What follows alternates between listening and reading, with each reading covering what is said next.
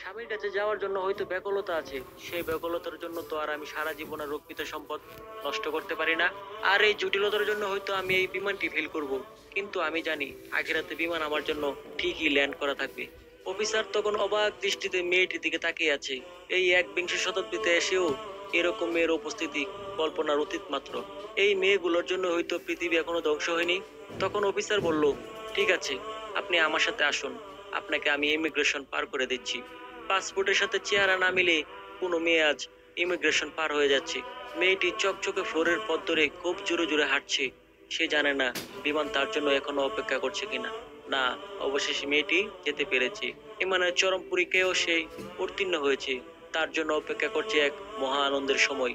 যে ধৈর্য ধরতে জানে তার জন্য আছে মহামূল্যবান পুরস্কার। প্রিয় ভাই ও বোনেরা, আজকের ঘটনাটি আপনাদের কাছে কেমন লেগেছে অবশ্যই কমেন্ট করে জানাবেন। দেখা হবে পরবর্তী কোনো এক ভিডিওতে। আল্লাহ হাফেজ।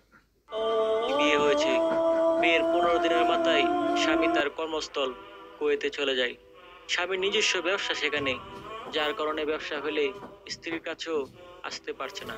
তবে স্ত্রীকে সেখানে নেওয়ার জন্য জোর তৎপরতা চালাচ্ছে, কিন্তু বিভিন্ন কারণে সেটা বাধাগ্রস্ত হচ্ছে।